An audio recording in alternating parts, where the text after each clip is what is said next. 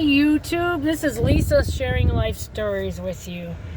Okay, I kind of did this a long time ago, and I figured I'm in great need to tell you guys why I want to be on YouTube. Alright, I'm at work, I'm finally settled in.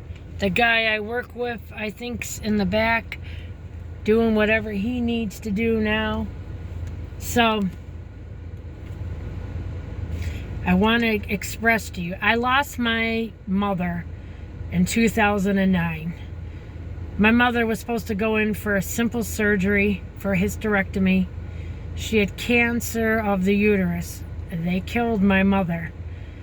Even the doctor said when I came and seen him after my mother passed away, they gave my mother enough antibiotics that would kill the horse. She got osteomyelitis from the surgery. She had an infection. She got also, I can't think, there's another disease she got from the surgery where it's in your spit. I don't know. It just brings back so many bad memories. That was the worst time of my life. And I was trying to work, and then I was going to go on a leave, take a leave of absence. I was working at a nursing home, and nobody even mentioned to say anything that my poor father was staying alone. I was trying to help him, go see my mom every day. It was just too much. And then when I just was going to go get a leave of absence, that's when my mother passed away. My mother never made it home. She lasted like for 40 some days, and I should have took her somewhere. You know, when you're the only one doing everything, and my mother was in great pain, and I was somehow trying to manage her pain. Her pain was off the chart. Like they would give her, I don't know, the strongest opiate shit they have in the hospital would only help it for like 15-20 minutes, and then she'd be screaming again. Nobody should ever have to go through something like that. My mother was a saint, a good person, never hurt nobody, never had no ill will towards anybody, wanted to help everybody. She was such a good soul, my mother. That killed me. My dad was a sickly one, right? I'm an only child, you guys. And my dad was a sickly one, and I had to take care of him. So, yeah, when my mother passed away, I worked for a while, and then it became too much because I was taking my dad every week to a blood doctor, right? And then pretty much he was bleeding internally, sometimes a lot, sometimes not a lot at all. So that made him anemic, and we wouldn't know every week till we went to the blood doctor if he would need a blood transfusion or not. And then that would mean either I would take him to the hospital, or they would take him to the hospital from the clinic. And Dr. Nayak's clinic was here in Michigan, in Sterling Heights, Michigan. They were awesome people. A guy named Robert worked there, and I forget some other people. And Dr. Nayak, he treated my dad really well, and I'll never forget that. They were really wonderful people who helped my father in hard times. You know, it was very overwhelming for me. That's why I quit work. I remember one of the last times I thought about it, I needed to go to work that afternoon or something. I was working at the nursing home? Yeah, I think I ended up getting fired because I just couldn't do no more. I just couldn't think right when I was at work, and they knew it.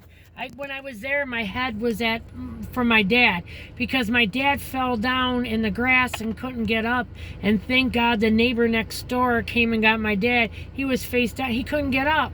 You know, he was dead weight, you know. And I understand that. Never thought that could happen. Now I see that. Now I got to start exercising stuff because I've gained so much weight being security, working in a car. It's a very hard thing to struggle. Especially when you sit for 8 and 12 hours a day. It's hard.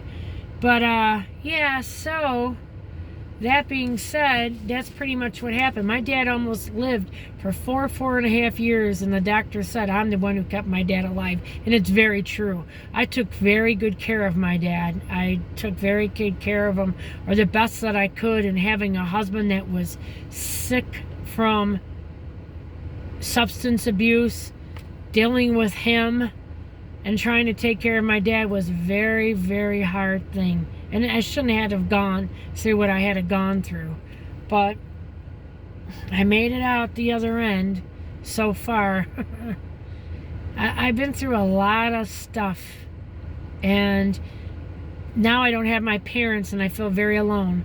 I got my aunt that I love, my Aunt Sally, and my cousin Nellie and my cousin Philip. I love them to death. And I got them.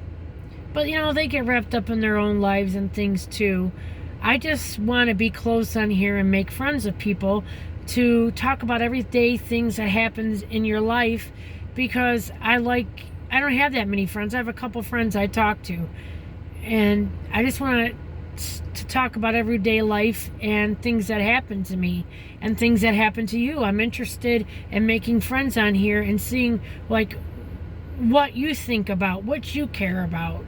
And that would be nice, It feels like I always open up to people and tell them how I care and feel, and I don't ever seem to get that back from nobody. Like, they don't ever tell me what their true feelings are or what they care about and like it's like a closed book with them, I don't know. I don't like that. I want people just to be honest, and if you like something, you like it. You hate it, you hate it. And what do you experience? Like, I'm experiencing all these shortages in stores with food and crazy prices, and I know everybody else is going through it. And what do you guys think and feel about it? I like to hear people express themselves, and it seems like everybody that I'm around does not express themselves. My husband does not express himself. My mother-in-law doesn't express herself. My good friend that I grew up since a child, she does not express herself. She holds everything in and runs and hides. That is not good to do. That is not good to do. I know you may get hurt in life, but you're hurting yourself more by hiding stuff in life. Running away from stuff does not solve anything. It really doesn't. It really doesn't. It makes things worse. It really does. So yeah, that's where I come from, and that's what I'm about. And I'm on YouTube. I see so many people that are lucky to have 5 and 10,000 friends. Like, why can't it be me? I've made 110 videos or something like that so far. I want friends. I got 17 friends. No one really reaches out. Reach out to me. Talk to me. Interact with me. Give me a like. Give me a thumbs up. Give me a share. Talk to me about everyday shit that bothers you, makes you happy, makes you sad. I'm here for you. This is Lisa sharing life stories. I just gave you a little bit of insight to my life. Now I want to hear about you. Okay? I think it's an even off fair share. Have a great day. Looking forward to talking to you guys. God bless you all. Bye.